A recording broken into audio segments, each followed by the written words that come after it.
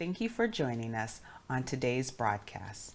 I'm Dr. Kimberly Hillyer, a nurse practitioner and the media correspondent for Neonatology Today. This segment features Dr. Tiffanie Tate Moore. Dr. Moore is the author of FloweTry, a collection of 108 poetic flows on life, love, and liturgical issues.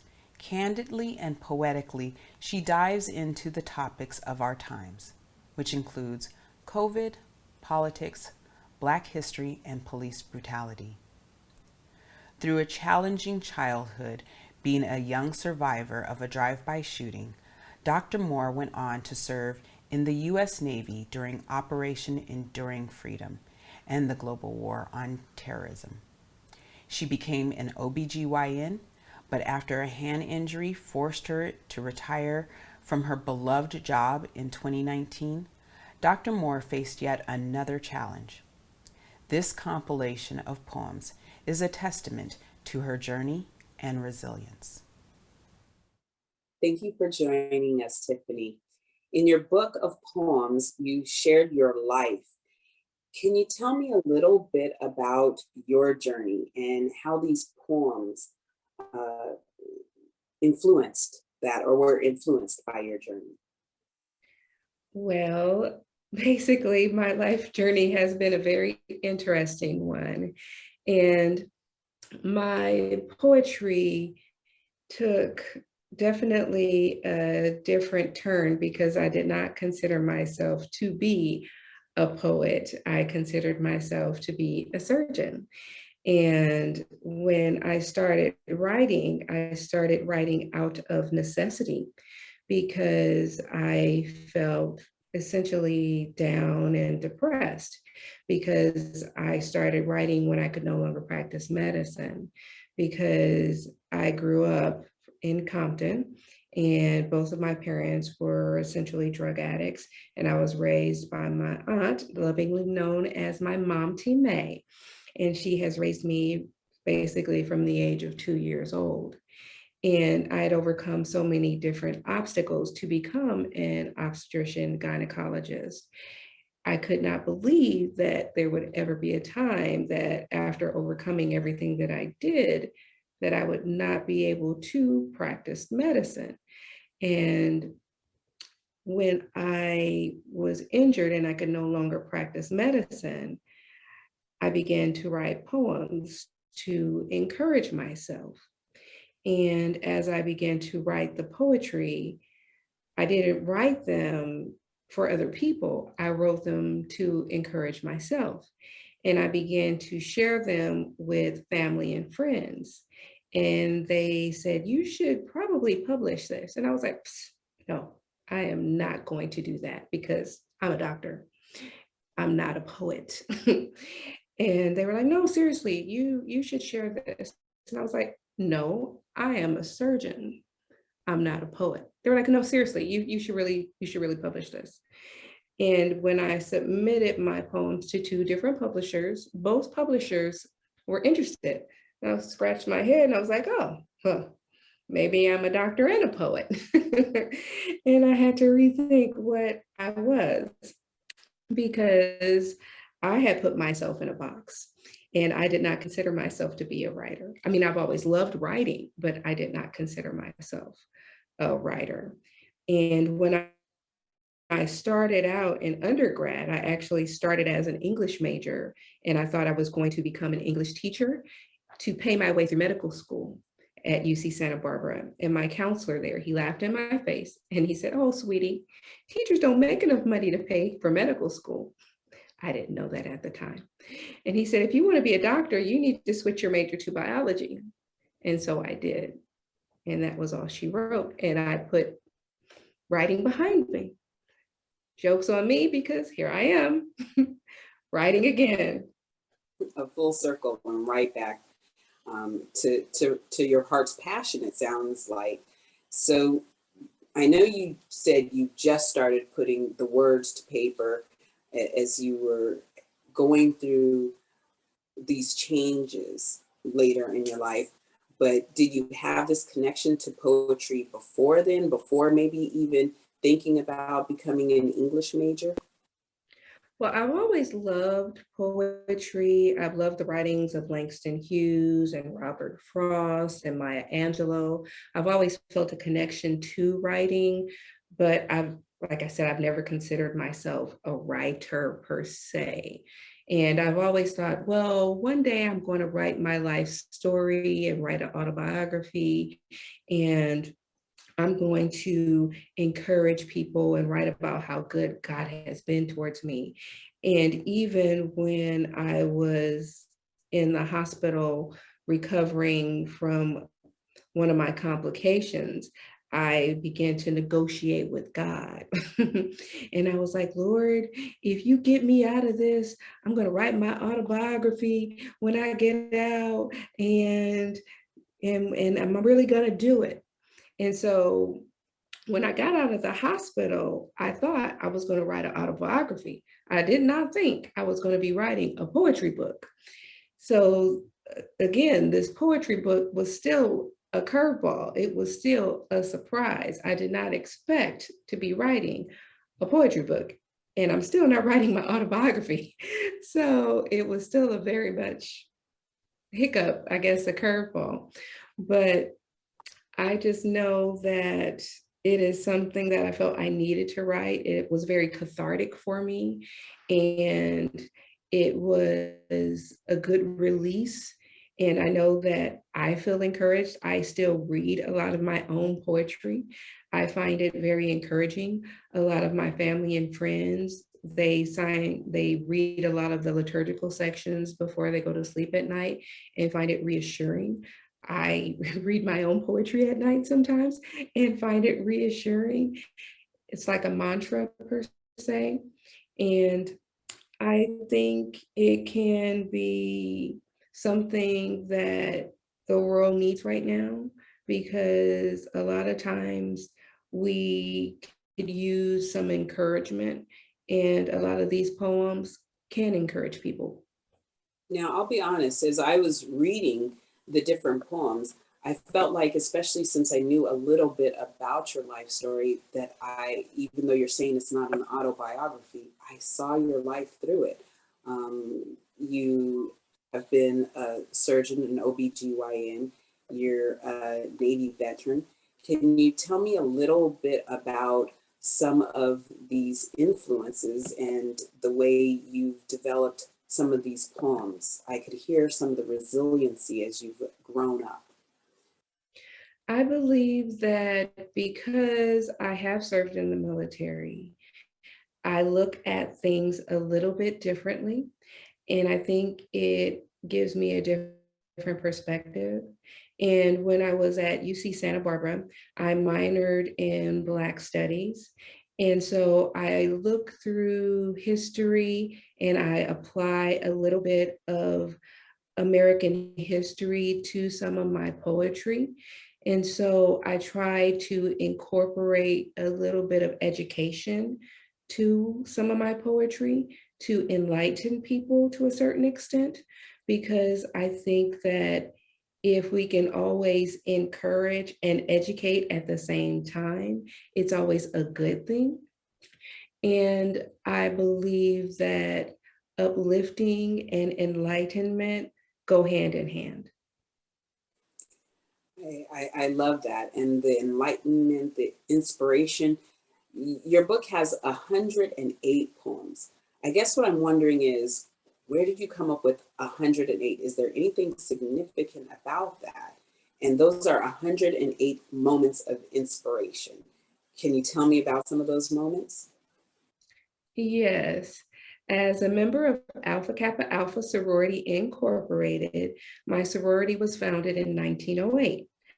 I was not about to write 1,908 poems, but because of the '08 significance, I wanted to pay tribute by having an '08 in memory of that. So I did 108 poems just to pay homage to that memory.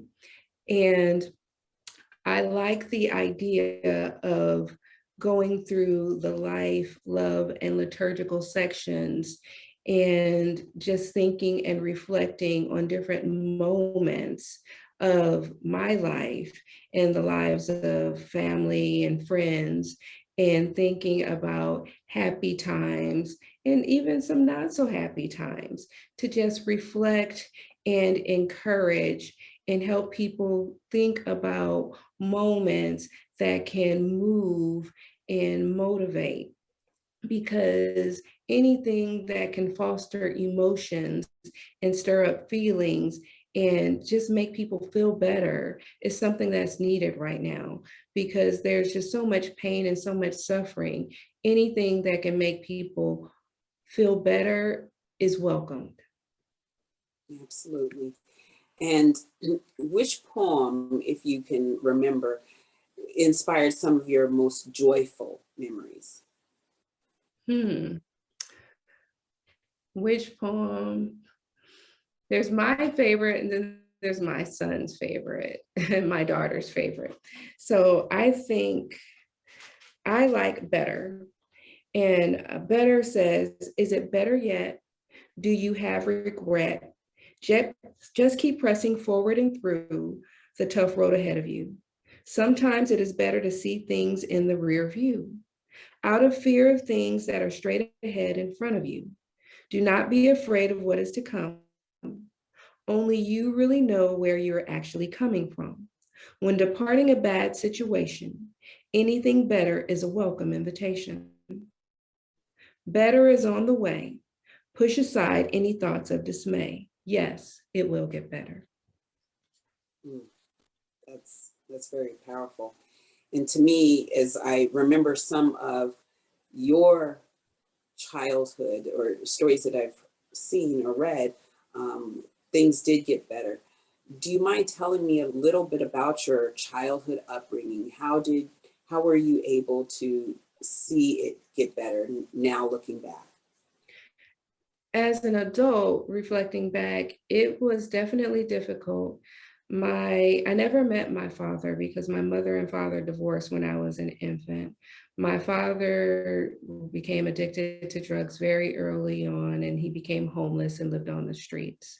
And I subsequently met him after he died, and I claimed his body from the prison system and had to have a funeral for him, probably like 2019.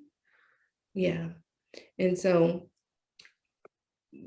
that was just recently. Well, my mother was my aunt's sister, and she unfortunately was also addicted to drugs.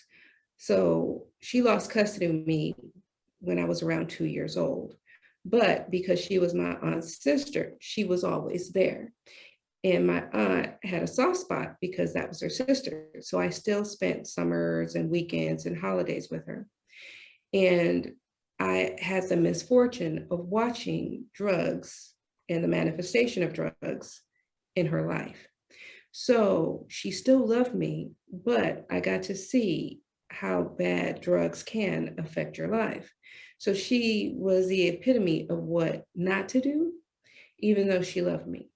So I don't drink, don't do drugs, because I got to see how bad that can affect your life. And she was also the poster child for resilience, because she was in and out of rehab till I was at least about 25 years old. And as a physician, I can look back and see that it was the drugs. But as a child, I always thought if I was smart enough, if I was better, maybe she would love me more than she loved drugs. So I kind of turned towards education. So I kind of bottled all of that up and was like, okay, maybe I needed to be a better kid. So I focused on education, and I was like, okay, let me do what I can. And back then they had all those commercials like education is the key to the future. And, you know, Jesse Jackson, I am somebody. And you had, you know, the Reaganomics, and you had Nancy Reagan and all those commercials with the fried eggs. This is drugs. This is your brain on drugs. Any questions? So you had all these things, and you had all these images that I was being bombarded with. And then I had my mom, you know, that I would actually see doing drugs and on drugs. And then when she was on drugs, she was verbally abusive. And my aunt, she would have different boyfriends, and my aunt already had 2 kids, and I was her bonus kids. And some of her boyfriends, they weren't very happy that she had kids, and then for her to have an extra kid, they really weren't happy. So there were some different issues with abuse from them, and I would get the extra brunt of it. So my childhood was okay, but it was not necessarily the best childhood growing up. So I really had some issues, and I had some abandonment issues that I really had to work through as an adult. But essentially, I bottled all that up and used that to fuel myself to get up and get out and to change. And when I would hang out with my cousins, you could see that I was cut from a different cloth, because they had both of their parents, and I always wanted what they had. But I didn't have it. So I wanted something more. So I wanted the TV people. I wanted the mom and the dad. I wanted the professional life. So I was like, okay, education is the key to the future. I wanted those keys.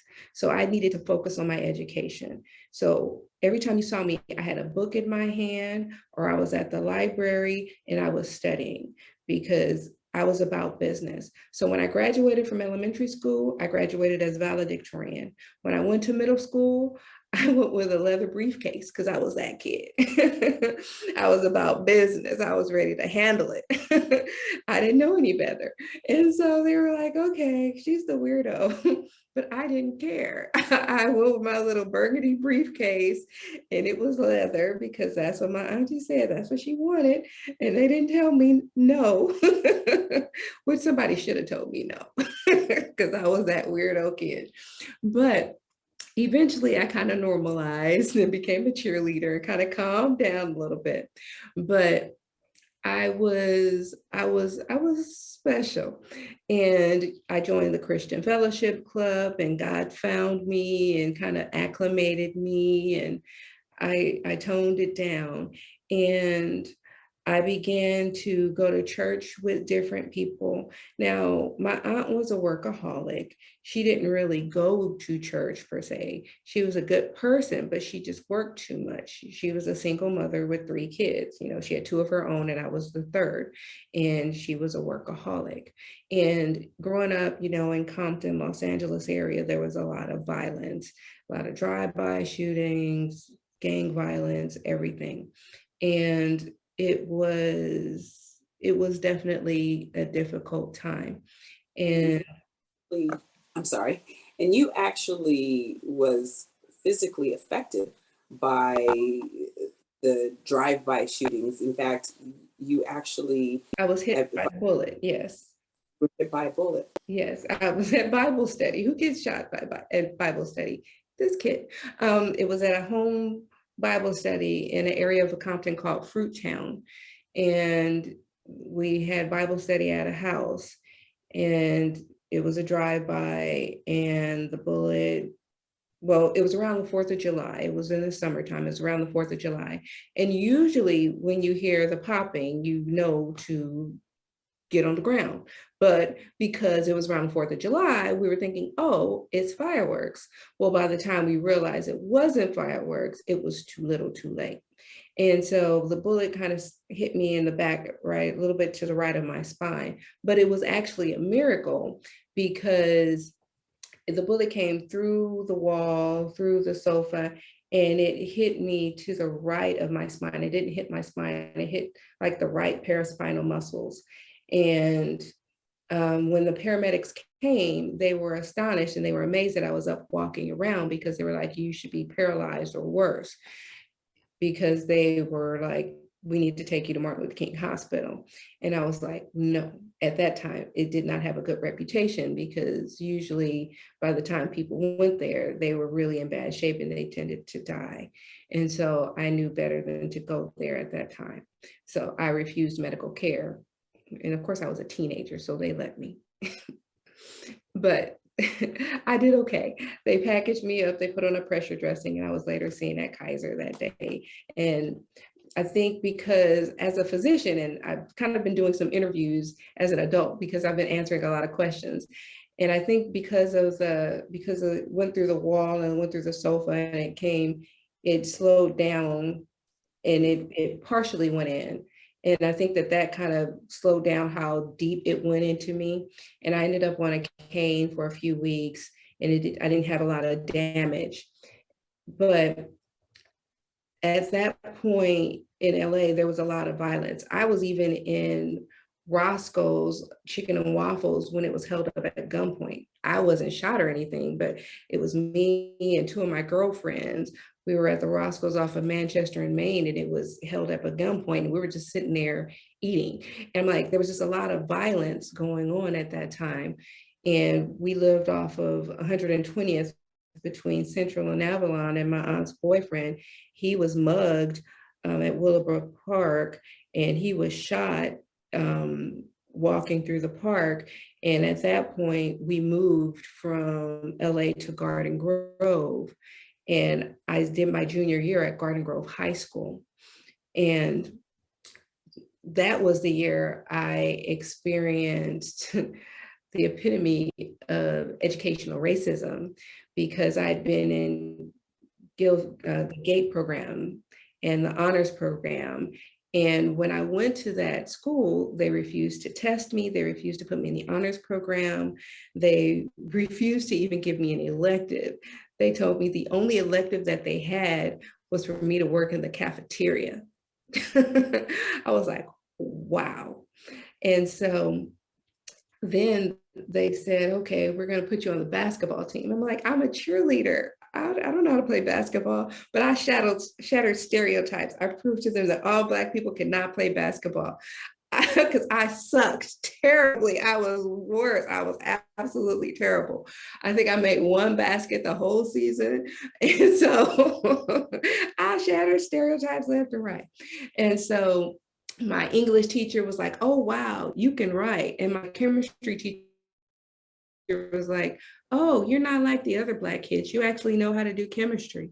And so I told my aunt, I said, I don't care what I have to do. I'm going back to Linwood. I will sleep on my other auntie's floor, but I am not graduating from this school. And so I said, you can keep this house, you can keep the room. And I went and I left my Auntie May in Garden Grove, and I went back to Linwood so I could graduate from Linwood High School, because I said, I'm not graduating from this school. And that was kind of my evolution in realizing, wow, I can't believe this is really as bad as this is right now. And when I went back, I was able to pick back up. I was captain of the varsity cheer, was like nothing had happened. They were like, yay, welcome back, Tiffanie, let's go. And I graduated and went on to UC Santa Barbara, and everything was great. And so I'm hearing what fueled you, you know, as a child, a young adult, the resiliency that you had developed in that period of time. And then you went on to become a OB-GYN and a surgeon.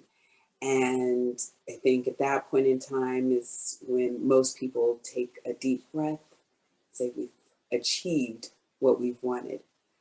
But it hasn't been smooth sailing for you in that department either. Can you tell me a little bit about that?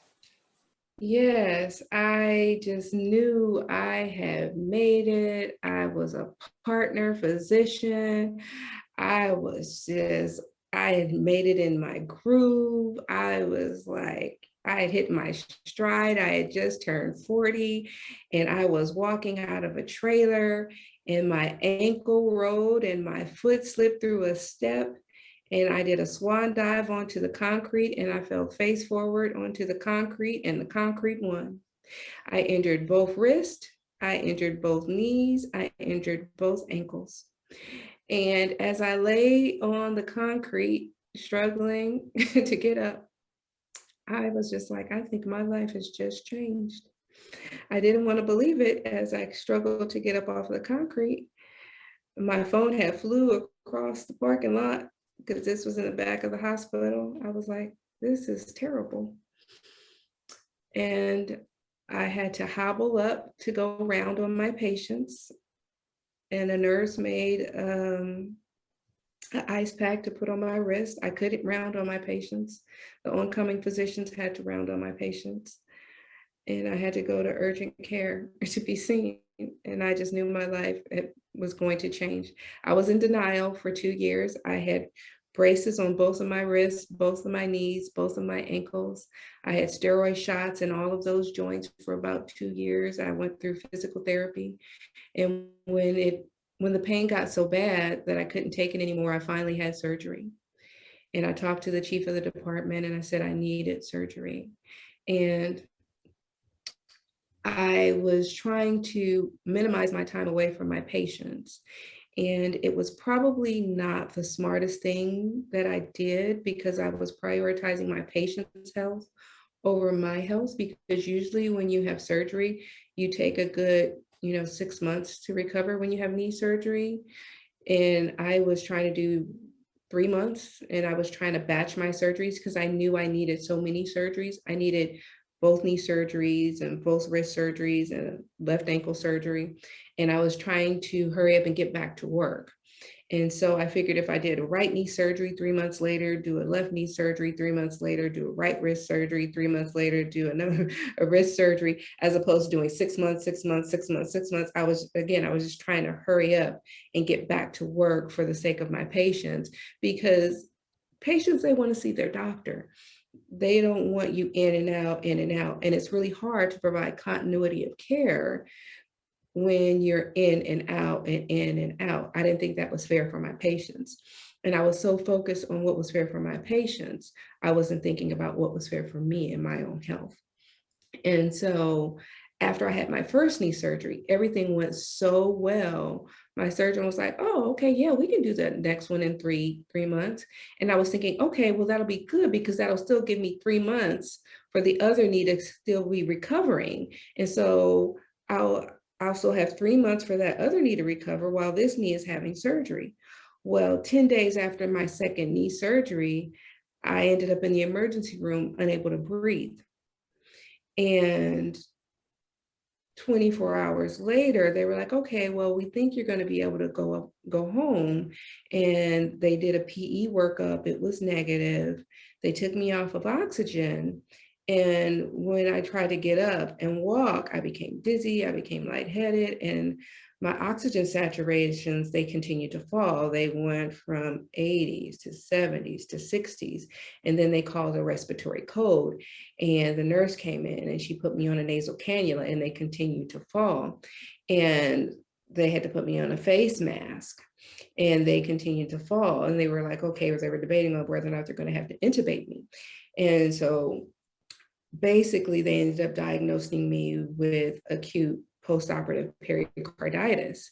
And I'm like, geez, can I catch a break? And so I ended up being hospitalized for 4 days, 3 nights, being on chronic steroids and aspirin therapy and things like that. And I was just like, okay, but that still wasn't enough for me. I said, okay, well, instead of having my wrist surgery in 3 months, I'll have it in 4 months. I'll give myself an extra 1 month instead. So see, I was still a knucklehead. I was like, okay, well, instead of having my surgery in 3 months, I'm still going to be a hard charger. So we'll have my wrist surgery in 4 months instead of 3 months. And my surgeon was like, okay, she's a doctor. She knows what she's doing. I wasn't a bright doctor because I was still trying to get back to my patients, because I was all about getting back to my patients. And I went ahead and had my wrist surgery. And it turns out that because I was on that chronic aspirin therapy, after they did my wrist surgery, my bone wouldn't heal from the pericarditis therapy, and it caused delayed bone healing that required me to be in a cast for a prolonged period. So I ended up with a frozen wrist joint for my right wrist. So I ended up with permanent frozen right wrist joint. So I lost function of my right wrist. Wow, that is a crazy time period that I'm listening to, and I can still hear the sorrow in your voice about this time. And then was this also around the time of COVID, when things were shutting down? Well, this was from like 2016 to 2017 to 2018. So this is all from that period, 2018. They retired me in January of 2019. So this is right before COVID is when they retired me. So They now you've retired me right before COVID. So now you've had this extremely traumatic event happen that has changed the course of your life. You're now getting ready to come up into the period of time where COVID is starting to lock us down. And I can only imagine the sorrow, possibly depression that you can go through during this time. And is this the time that you start picking up that pen and paper and start putting these poems on paper? Well, I would say in January of 2019, when they retired me, first I went through my little stages of grief. First, I went through denial. I was ready to fight it. I didn't want to accept it. I went through my denial phase. And then when I realized that I couldn't fight it, then I went through my depression stage. And when I went through my depression stage, I began to eat my way through and have my pity party. And I just couldn't believe that God would bring me through everything God had brought me through to leave me. And I'm like, okay, Lord, how could you let me make it through everything you brought me through and leave me at this point? How dare you? The audacity. I was angry. I had to come to Jesus. I was like, no, you need to come here and we need to have a powwow, because I was hot. I was livid. I was angry. I was like, no, Jesus, you come again. Come on. We need a one-on-one, because I was not happy and I needed to let him know. And he was like, okay, are you finished, Tiffanie? Because I have some words for you.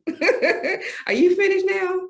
I hope you're done. He gave me my couple of months. He let me pack on my pounds. He said, okay, you finished, sweetie? All right, get up off your butt, exercise, and lose all the weight that you done put on, because I didn't give it to you. You did that to you. Now get to moving, sweetie. Exercise, you put it on, you get it off. And I want you to think about all the stuff that I've done for you. Yes, think about everything that I've done for you and write about it. Write about how good I've been. That's right. Yeah. Remember all the stuff I've done for you? Write about it. Think about it and write about it. And so in my little memo section of my iPhone, that's where I wrote most of my poems. Because my hands don't work. So in my memo section of my iPhone, most of my poems are written in the memo section of my iPhone. I wrote in the memo section of my iPhone, I wrote my poems because I couldn't sleep. Most of my nights were sleepless nights. And I wrote my poems in the memo section of my iPhone. When I couldn't sleep, when I would wake up in the middle of the night, I would write. And it was hard. Whenever I couldn't sleep, I would write. When I would wake up in the middle of the night, I would write.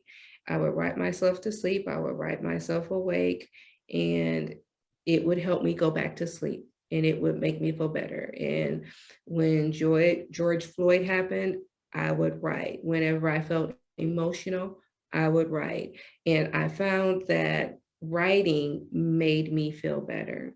And I began to have this catharsis, and it helped me to essentially come up out of this, out of the depression, and to realize that, I am more than my job. And it doesn't matter that I'm not a doctor. being a doctor didn't define me. I was more than a doctor when I was a doctor.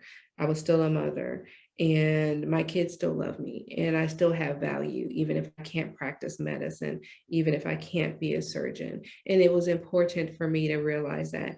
And I needed to show myself some compassion. A lot of times we give compassion to everyone else, but we don't show ourselves any compassion. And I had not shown myself any compassion. All I could think about was the things that I did wrong. And it didn't help that I had a partner who put me down and made me feel bad. So you had to struggle back, talk to God, find a new direction. What does this book, or what do you hope this book will give directions for others? I hope that it will encourage people and let them know that even in their darkest hour, they are not alone. Even when things look bleak, that there's still hope for tomorrow. And no matter what, as long as there's breath in their body, that they can keep going on, that they can persevere, and that I'm no more special than they are. So if I can keep going, they can keep going too, because I thought I had made it and I was knocked off my little pedestal.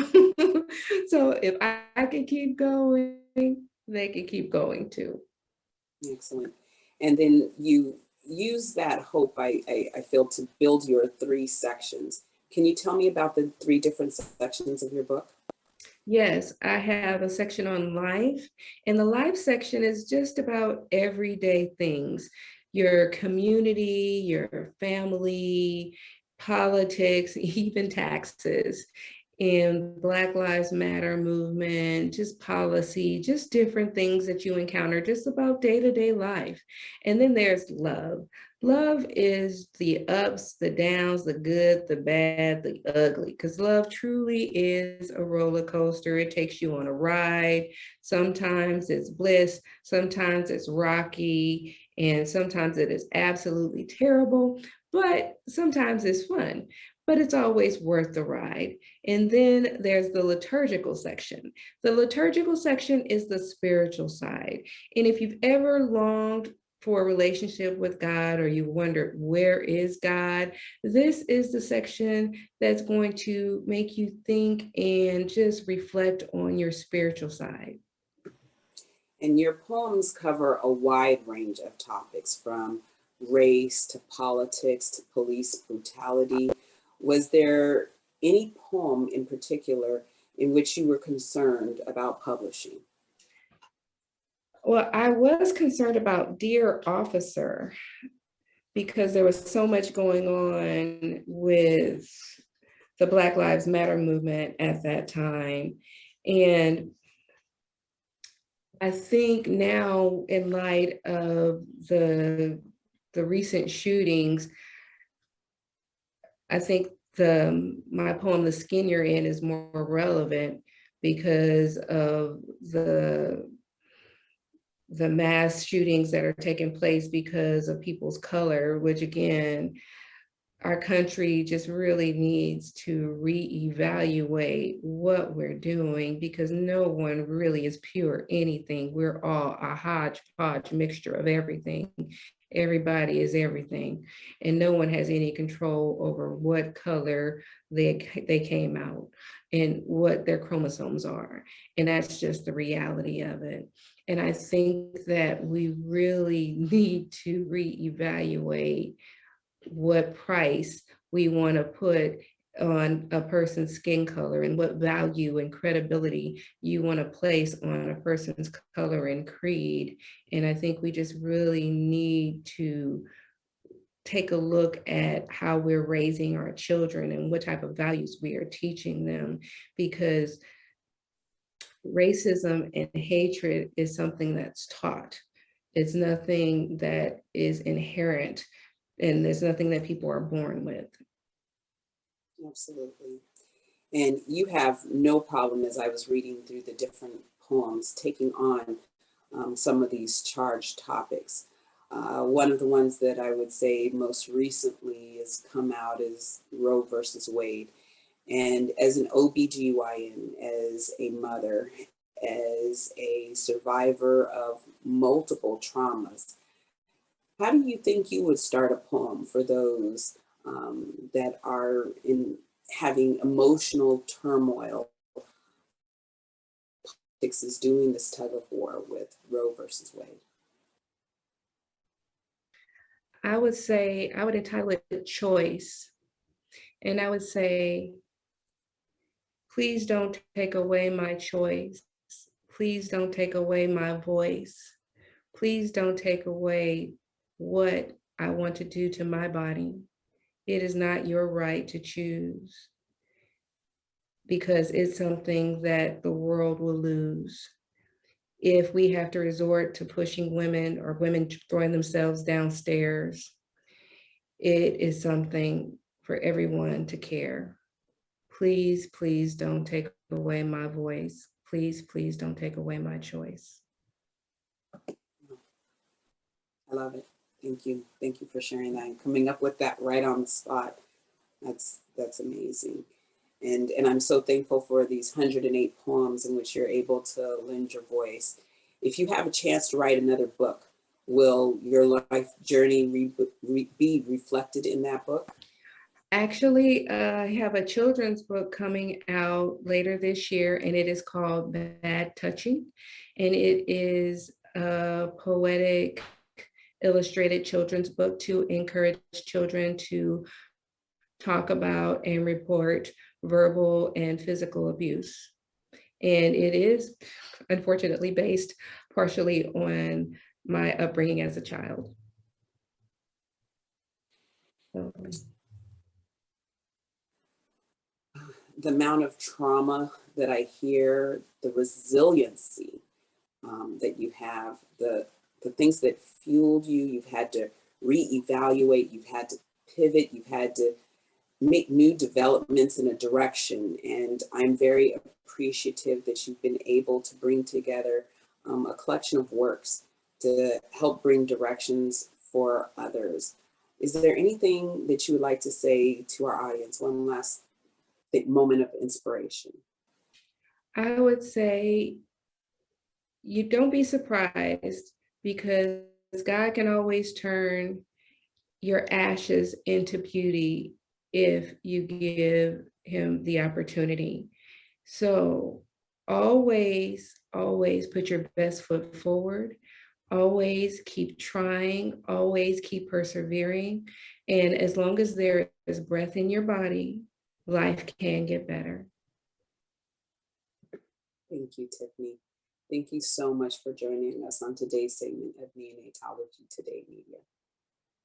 Thank you for having me.